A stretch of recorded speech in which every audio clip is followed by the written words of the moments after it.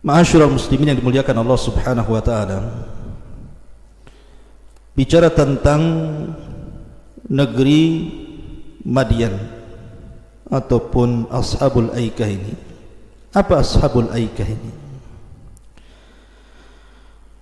Ashabul Aikah adalah kaum yang diutus padanya seorang nabi, bahkan satu di antara 4 nabi Arab, Nabi Allah Syuaib alaihi salam.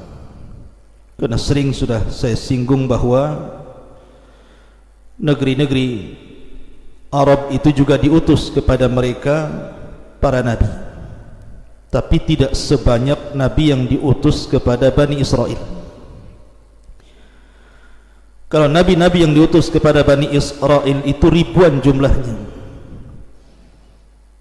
Karena memang berdasarkan hadis Abi Dzar Al-Ghifari yang dihasankan oleh Syekh Nasiruddin Al-Albani rahimahullahu taala, bahwa jumlah para nabi itu berkisar 120.000 sampai 124.000 nabi, dan kebanyakan diutus kepada Bani Israel. Tapi nabi-nabi yang diutus kepada orang Arab itu cuma 4 saja. Dan yang pertama sudah saya kisahkan kemarin ketika kita membahas tentang Nabi Hud alaihi salatu wassalam dan kaumnya Ad. Kemudian Nabi Allah Saleh alaihi salatu wassalam yang diutus padanya kepada kaum Thamud. Kemudian Nabi yang kita akan ceritakan, Syuaib, diutus kepada Ashabul Aikah ataupun Madian. Dan yang terakhir Rasul kita Muhammad sallallahu alaihi wasallam diutus kepada seluruh manusia, Arabuhum wa a'jamuhum, baik Arabnya ataupun di luar Arabnya. Lalu kenapa mereka disebut Ashabul Aikah? Apa itu Aikah? Para ulama tafsir mengatakan bahwa Aikah adalah asy-syajaratu. Dia satu pohon yang sangat besar, terletak di tengah hutan. Jadi kaum Madian ini menyembah pohon yang sangat besar yang terletak di tengah hutan. Jadi mereka menyembah hutan, menyembah pohon yang ada dalam hutan itu. Dan ma'ruf bahwa dulu saja ketika kita masih kecil, atau mungkin masih ada saat hari ini, terutama di tempat tinggal saya sana di Jawa Barat itu, orang masih mengkeramatkan pohon beringin. Terkadang kalau kita lewat di pohon beringin itu ada sesajen-sesajen yang diletakkan di situ. Dan kalau orang lewat di pohon itu merasa ketakutan, apalagi di malam hari. Bahkan sebagian mereka ada juga yang kemudian menyembah pohon, meminta-minta kepada pohon. Bahkan dulu saat rame-ramenya judi togel, banyak orang yang meminta nomor itu ke pohon beringin itu. Terkadang sesajennya macam-macam itu, mulai daripada ikan teri sampai ikan yang lebih besar daripada teri itu ada di situ. Dan yang makan itu orang gila yang lewat di situ. Jadi penyembahan pohon ini sudah ada sejak zaman Ashabul Aikah. Dan di zaman Nabi sallallahu alaihi wasallam juga pernah dialami para sahabat Rasul ketika mereka belum dapat hidayah Islam. Dan itu terbukti dalam sebuah kisah ketika mereka berangkat ke perang Hunain. Di tengah jalan mereka melihat ada pohon bidara yang sangat besar. Teringatlah pohon bidara yang diberkahi menurut mereka di saat jahiliyah. Apabila hendak berperang, mereka meletakkan pedang itu di pohon itu, kemudian dengan beranggapan dan berkeyakinan bahwa pohon itu akan memberkahi peperangan mereka. Makanya mereka datang kepada Rasul dan mengatakan, ij'al lana dhata anwat. Rasul, jadikan untuk kami dhata anwat, pohon yang diberkahi, yang bisa kita gantungkan pedang-pedang kami sebelum perang. Maka Nabi SAW emosi dan marah, karena ini persoalan akidah. Biasanya Nabi SAW kalau ada pelanggaran di depan kedua mata beliau dari kalangan para sahabat, biasanya tidak marah kalau itu berkenaan dengan selain akidah. Contoh orang yang kencing dalam masjid, Nabi tidak marah. Justru Nabi SAW dengan lembutnya menegur Arab Badu yang kencing di masjid itu. Saking lembutnya ucapan Rasul, sampai si Badu ini berdoa kepada Allah, Allahumma arhamni wa Muhammadan wa la tarham minhum ahadan. Ya Allah, rahmati aku dan Muhammad saja, dan jangan kau rahmati mereka-mereka yang hendak marah kepadaku. Artinya bahwa sesembahan pohon ini akan terus ada. Lah di zaman Ashabul Aikah, mereka menyembah pohon yang terletak dalam hutan itu. Jadi Ashabul Aikah atau kaumnya Syuaib, mereka para penyembah pohon, dan pohon ini sesembahan kaum Madian disebut Aikah, maka orang-orangnya disebut Ashabul Aikah. Lalu apa kaitan dengan Madian? Apakah Nabi Syuaib diutus kepada dua daerah, pertama Madian, yang kedua Ashabul Aikah? Di sini terjadi khilaf para ulama. Al-Imam Asy-Syinkiti rahimahullahu ta'ala dan juga Al-Imam Ibnu Katsir rahimahullahu ta'ala mengatakan bahwa Ashabul Aikah itu ya Ashabul Madian. Jadi Aikah dengan Madian itu satu nama. Ya Madian ya Ashabul Aikah, Ashabul Aikah ya Madian itu. Itu menurut Imam Syinkiti rahimahullahu ta'ala dalam kitabnya Adwa'il Bayan, dan juga Imam Ibnu Katsir dalam kitabnya Bidayah wa Nihayah.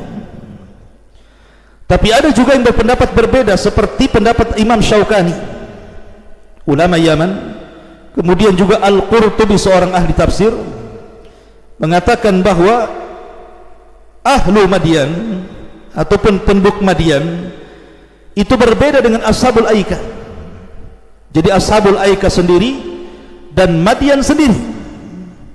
Jadi Syuaib diutus kepada dua negeri ini, negeri Madian dan juga negeri Ashabul Aikah. Ma'asyiral muslimin yang dimuliakan Allah Azza wa Jalla, tetapi yang masyhur dari kalangan ulama sejarah bahwa Ashabul Aikah adalah Madian itu sendiri. Adapun Madian ini kota yang sering disebut-sebut bukan hanya di dalam Islam,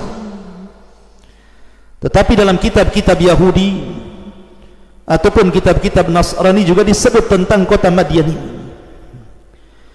Dan Madian itu ada yang mengatakan bahwa dia adalah satu di antara putra Ibrahim, Madian ibnu Ibrahim. Jadi Madian itu dinasabkan kepada salah satu putra daripada Ibrahim alaihi salatu wassalam. Dan ada juga yang mengatakan Madian itu adalah sebuah kota di mana ketika saudara-saudara Nabi Yusuf memasukkan Yusuf ke dalam sumur, kemudian diambil oleh kapilah-kapilah dagang, maka Yusuf kemudian dijual di kota Madian ini. Jadi kota tempat jual beli Nabi Yusuf alaihi salatu wassalam. Dan ada juga yang mengatakan Madian itu sebuah tempat di mana Musa alaihi salatu wassalam pernah sampai ke kota ini saat pelarian. Ketika Musa membunuh salah satu kaum Kipti, kemudian dia takut ditangkap dan dikisos bunuh, akhirnya dia dinasihati oleh salah seorang yang cukup bijak untuk keluar dari Mesir. Maka Yusuf Nabi Musa pun akhirnya lari ke kota Madian selama 40 tahun. Disinilah akhirnya kemudian Nabi Musa alaihi salatu wassalam menikah dengan salah seorang putri daripada Syuaib. Apakah Syuaib di sini nabi yang kita ceritakan, ataukah Syuaib di sini orang lain yang bukan nabi? Dan pendapat yang kuat wallahu alam bahwa putri Syuaib yang menikah dengan Musa itu bukan nabi, tetapi seorang rajul yang saleh. Dia punya putri namanya salah satu dari putrinya akhirnya menikah dengan Nabi Allah Musa alaihi salatu wassalam. Itu menurut keyakinan orang-orang Yahudi mengatakan seperti itu. Tetapi dalam Islam atau dalam Quran sendiri kita tahu bahwa kota Madyan itu disebut beberapa kali dalam Al-Quran. Salah satunya Allah mengatakan wa ila Madyana akhahum Syu'aiba, dan ke negeri Madyan ini diutus saudara mereka Nabi Allah Syu'aib alaihi salatu wassalam. Pertanyaannya, lalu di mana letaknya negeri Madyan atau Ashabul Aikah? Terjadi khilaf para ulama tentang di mana letak Ashabul Aikah atau Madyan ini. Ada yang berpendapat bahwa kaum Madyan dan kaum Aikah itu terletak di wilayah yang berdekatan dengan semenanjung Arabiah Barat, dari pantai timur Teluk Aqaba sampai ke Laut Merah. Ada juga yang mengatakan Madyan itu terletak dengan kota Al-Bada. Kota Bada itu terletak di provinsi Tabuk, bagian barat Laut Arab, yang Nabi SAW pernah perang di Tabuk ini. Jadi Nabi SAW pernah sampai ke Tabuk dan perang melawan orang-orang Romawi di Tabuk. Dan inilah pendapat yang wallahu alam lebih dekat, bahwa Madyan itu antara Hijaz dan juga Tabuk, artinya dekat dari kota Madinah. Ma'asyiral muslimin yang dimuliakan Allah Subhanahu wa taala, ketika Allah Subhanahu wa taala mengutus Nabi Allah Lut alaihi salatu wassalam, ma'ruf Nabi Lut alaihi salatu wassalam diutus ke sebuah negeri yang namanya Sodom.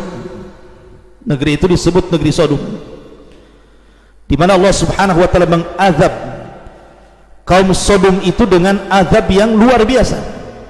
Bayangkan negerinya diangkat ke langit oleh satu sayap malaikat Jibril, kemudian setelah itu dihujani meteor, kemudian setelah itu ditumpahkan kembali ke bumi, kemudian dibenturkan dengan bumi. Tidak ada satupun yang selamat. Lah setelah kemudian Sodom itu hancur berantakan, diazab oleh Allah Subhanahu wa taala, maka tidak jauh dari negeri Sodom ada negeri Madyan, ada negeri Ashabul Aikah, di mana penduduknya banyak kerusakan di dalamnya, terutama dalam bab muamalah. Bukan hanya itu saja, selain daripada akidah mereka rusak karena menyembah pohon, kemudian muamalah mereka rusak, berbagai macam kerusakan terjadi di pasar, termasuk juga mereka kutta'utuh, suka merampok, suka melakukan kejahatan, menakut-nakuti manusia. Lah di saat mereka rusak inilah Allah Subhanahu wa taala utus kepada mereka saudara mereka Syu'aib alaihi salam. Bagaimana kisahnya?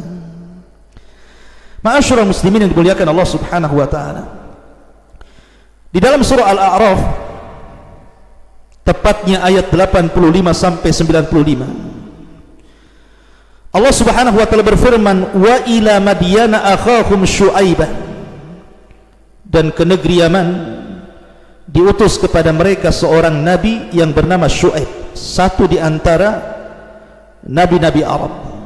Siapa Syu'aib ini? Ada yang mengatakan bahwa Syu'aib ini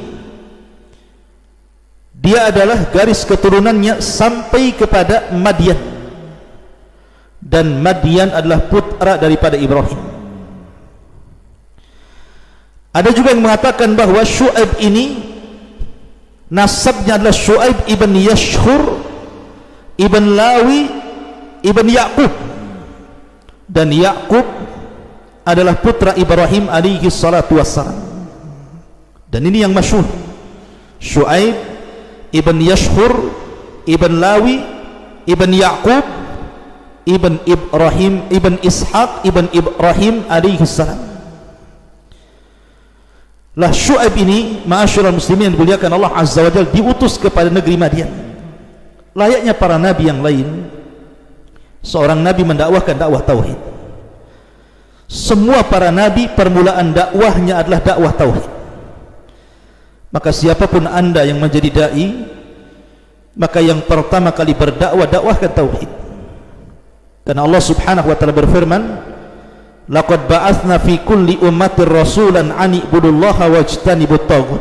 Dan tidaklah kami utus pada tiap-tiap umat ini seorang rasul, tugas mereka menyeru manusia agar menyembah Allah dan menjauhi sesembahan selain daripada Allah Azza wa Jalla. Itu pula yang dilakukan Syuaib kepada kaum Madian. Apa kata Syuaib? Qala ya qaumi ibudullaha ma lakum min ilahin ghairu. Wahai kaumku, tauhidkan Allah, sembahlah Allah, karena tidak ada bagi kalian sesembahan selain Dia. Karena Syuaib tahu bahwa kaumnya ini sudah jauh daripada tauhid, karena mereka sudah menyembah pohon. Coba lihat bagaimana akal tidak bisa berfungsi ketika terjerumus kepada kesyirikan. Makanya Allah Subhanahu wa taala berfirman, "Tsumma radadnahu asfala safilin." Terkadang manusia itu diletakkan sampai ke bawah, bahkan lebih buruk dibandingkan binatang ternak. Akal mereka tidak dipakai. Bagaimana mungkin pohon bisa disembah, sementara pohon ini ada waktu hidupnya, nanti suatu ketika akan tumbang dan mati. Dan bagaimana pula kemudian Tuhan tumbang dan mati? Itulah akal ketika tidak mengikuti tauhid, maka akal itu akan lebih rendah dibandingkan binatang ternak. Ma lakum min ilahin ghairu. Maka dari sini kemudian Syuaib mulai mengingatkan soal muamalah. Setelah Syuaib mendakwahkan dakwah tauhid, mengajak manusia mengesahkan Allah, menjauhi sesembahan selain Allah, melarang manusia untuk menyembah pohon aikar, maka langkah yang kedua Syuaib mulai mengingatkan soal muamalah, terutama dalam jual beli. Karena orang-orang Madian ini mereka punya aturan dalam jual beli. Jadi mereka punya pasar besar. Pasar itu sangat maju sekali. Banyak orang-orang dari luar, mereka menjual sesuatu di pasar di Madian ini.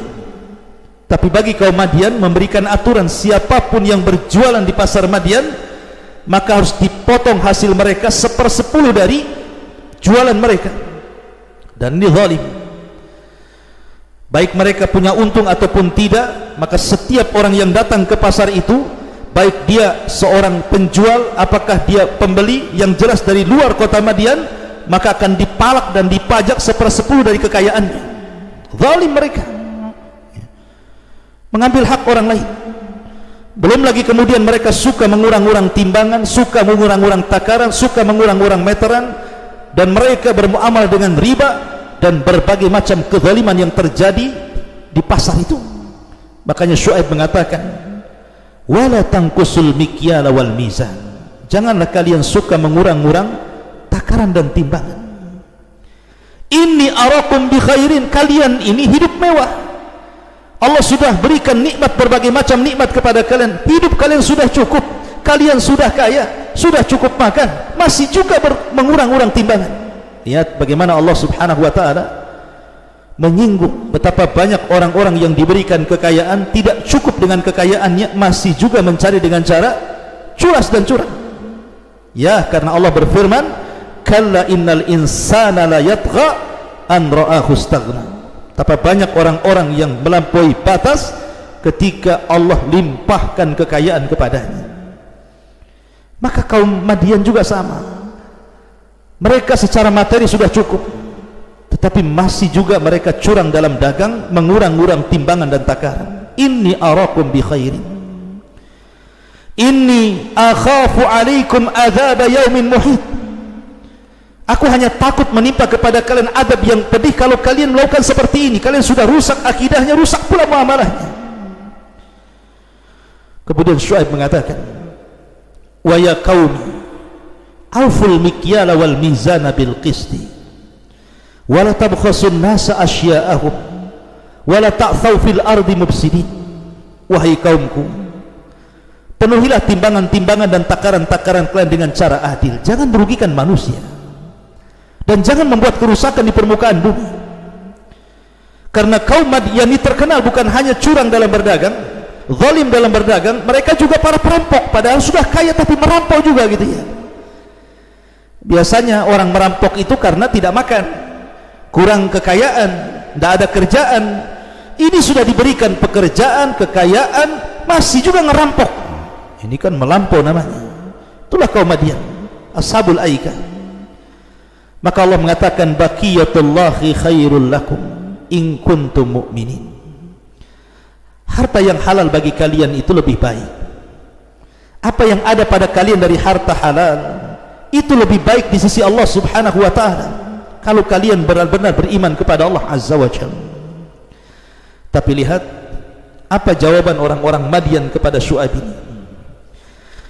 Orang-orang yang Madian mengatakan, ya Syuaib, as-salatu ta'muruka an natruka ma ya'budu aba'una aw naf'ala fi amwalina ma nasha innaka la antal halimur rasyid.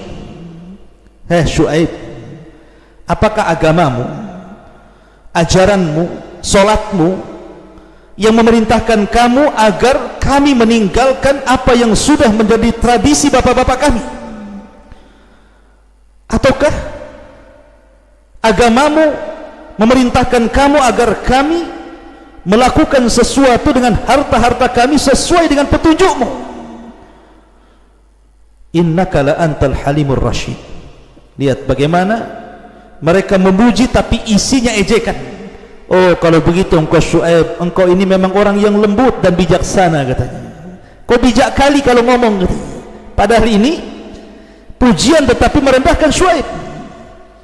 Seolah-olah mereka mengatakan, sudahlah, tidak usah kau berdakwah kepada kami, karena agamamu itu melarang kami untuk menyembah sebagaimana disembah bapak kami dari pohon Aikah. Karena Tuhanmu melarang kami untuk melakukan hal-hal dengan harta kami sesuai dengan kehendak kami, suka-suka kami, mau mengapain dengan harta kami.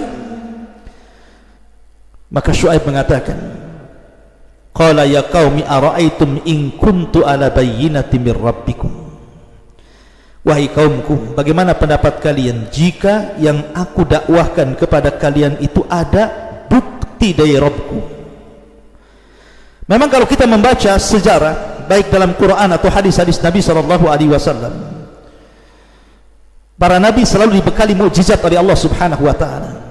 Nabi Musa diberikan tongkat bisa berubah menjadi ular, tangan dimasukkan ke pesak jadi cahaya, bisa membelah lautan. Nabi Isa bisa menghidupkan orang mati dengan izin Allah.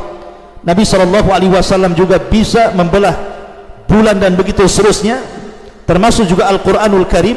Lah Syuaib ini memang tidak dijelaskan mukjizatnya apa, tapi yakin setiap para nabi itu punya mukjizat yang Allah Subhanahu wa ta'ala anugerahkan kepada dia untuk bukti bahwa dia seorang nabi dan rasul. Makanya dia mengatakan, ara'aitum in kuntu ala bayyinatin min rabbi. Bagaimana pendapat kalian kalau aku ini berada di atas bayyinah, keterangan dari Rabbku, wa razaqani minhu rizqan hasanah, dan Allah telah rizkikan kepada aku dengan rizki yang baik. Wa ma uridu an ukhalifakum ila ma anhaakum anhu, dan aku tidak mungkin menyelisih perintahku sendiri. Aku tidak mungkin menasihati kebaikan sementara aku berbuat jahat. Aku menasihati kalian agar jangan curang sementara aku curang, tak mungkin bagiku. Tidak mungkin aku menyelisih apa yang aku dakwahkan kepada kalian. In uridu illal islah mastata'tu, aku hanya ingin mendapatkan kebaikan untuk kalian, supaya kalian baik, akidah kalian lurus, muamalah kalian benar, dan kalian tidak menjadi para perampok. Jadilah kalian orang baik. Itu saja kata Syuaib, tidak ada lain. Wa ma taufiqi illa billah, aku hanya menyerahkan semuanya kepada Allah Subhanahu wa ta'ala. Alaihi tawakkaltu wa ilaihi unib, aku hanya bertawakal kepada Allah Azza wa Jal, dan kepada Allah lah aku kembali. Ma'asyiral muslimin yang dimuliakan Allah Azza wa Jalla, dari sini kemudian Syuaib terus mendakwahkan mereka sampai pada waktunya. Syuaib mengingatkan soal kaum Nuh, bagaimana Allah Subhanahu wa ta'ala akibat orang-orang yang mereka tidak mengikuti dakwah Nuh, dikirim kepada mereka banjir tufan yang meluluh lantakkan seluruh manusia, tidak ada satupun yang hidup kecuali di perahu Nuh. Kemudian diingatkan dengan kaum Hud, bagaimana Allah Subhanahu wa ta'ala adab kaum Ad sehingga diterbangkan ke langit sampai 7 malam 8 hari. Akhirnya tidak ada yang selamat satu jiwa pun, melainkan dibinasakan.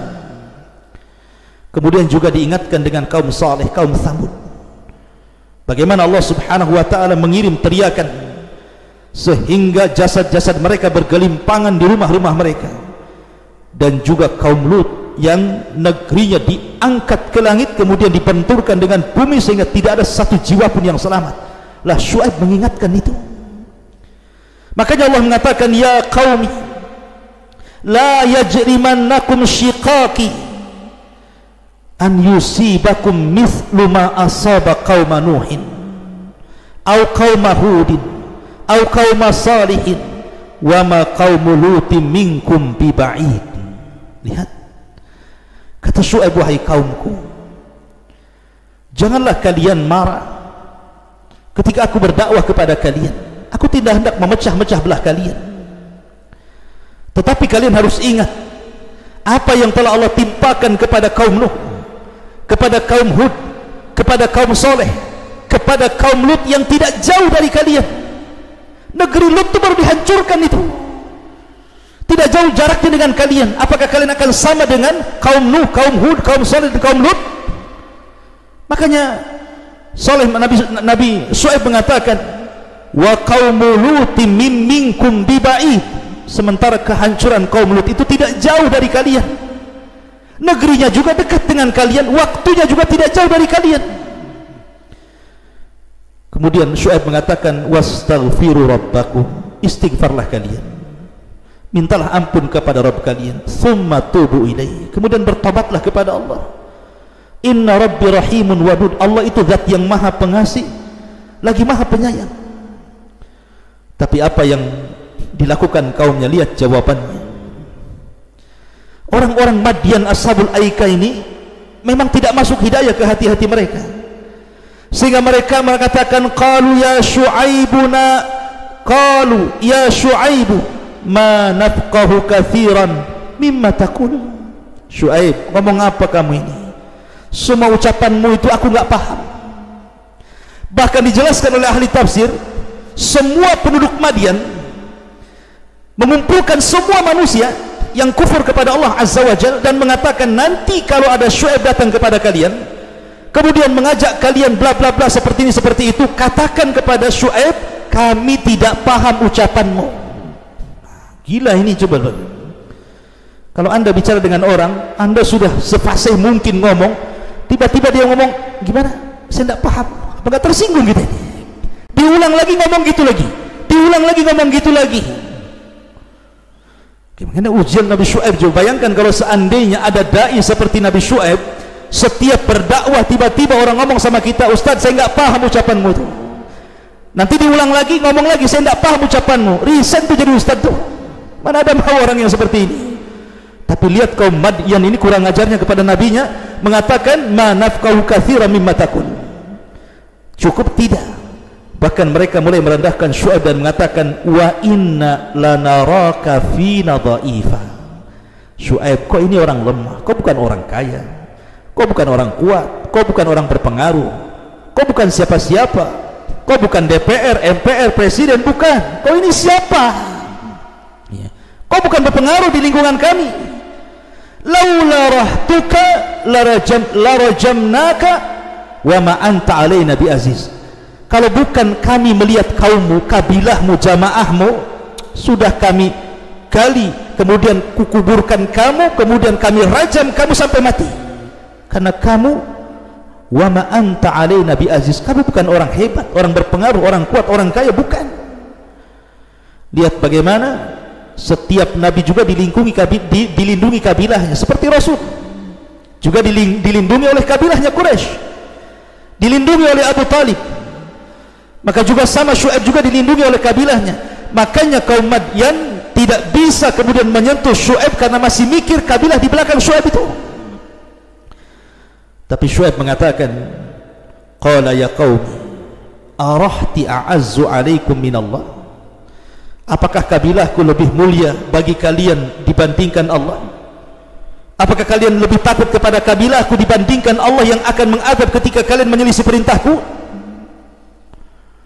Maka Syuaib mengatakan, arahti a'azzu alaikum minallah. Seolah-olah mereka, Syuaib mengatakan, kenapa kalian mikirkan kabilahku? Emang ada apa dengan kabilahku? Mereka tidak punya kekuatan. Apakah kabilahku lebih mulia dibandingkan Allah?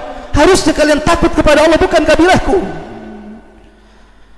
Ma'asyiral muslimin yang dimuliakan Allah Azza wa Jalla. Oleh karena itulah maka Syuaib terus setiap hari mendakwai mereka, tetapi seperti yang dikatakan Allah, wa in kana ashabul aikati la zalimin. Memang mereka orang zalim, terhalang hidayah kepada mereka. Ma'asyiral muslimin yang dimuliakan Allah Subhanahu wa taala, ketika terus seperti itu mereka israr tidak menerima dakwah Syuaib alaihi salatu wassalam, disinilah Nabiullah Syuaib alaihi salatu wassalam mulai berdoa kepada Allah Subhanahu wa taala akan kehancuran mereka. Allah Subhanahu wa taala gambarkan di dalam Al-Qur'anul Karim bagaimana Syuaib alaihi salatu wassalam ketika sudah tahu adab Allah Subhanahu wa taala akan turun kepada mereka, maka Allah Subhanahu wa taala memerintahkan Syuaib untuk keluar dari negerinya. Jadi negeri itu akan diazab. Maka Nabiullah Syuaib alaihi salatu wasallam diperintahkan Allah Subhanahu wa taala untuk keluar dari negeri itu. Tentu Syuaib dan juga orang-orang yang beriman yang bersamanya.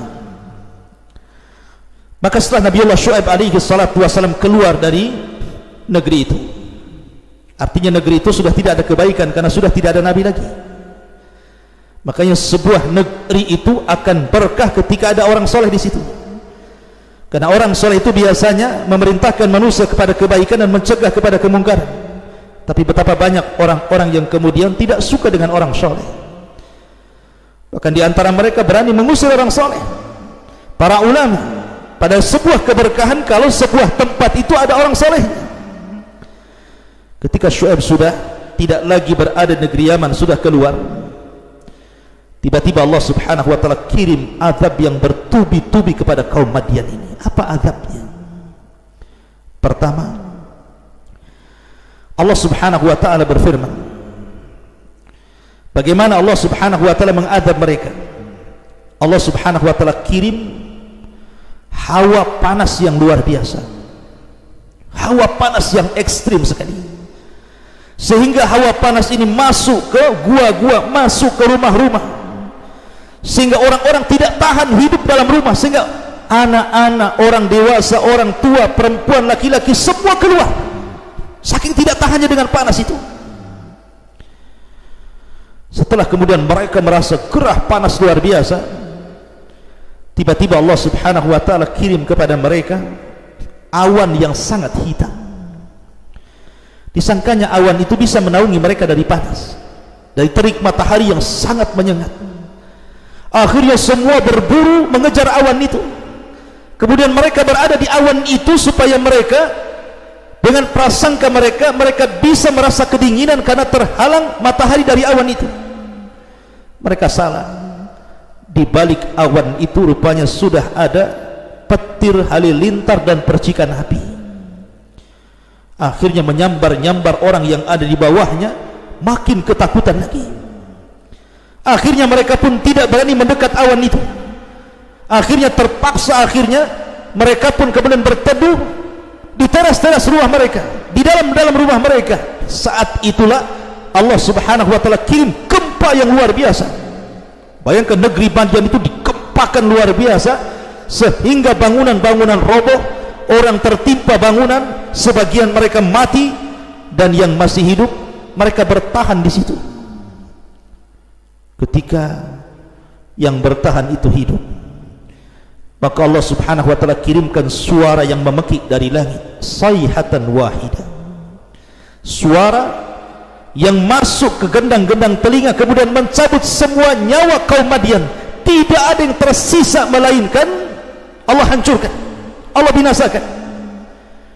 Dan setelah itu Allah kirim gempa lagi, sehingga tidak ada satu bangunan kecuali rata dengan tanah. Maka kota Madian menjadi kota mati, tidak ada manusia dan tidak ada bangunan.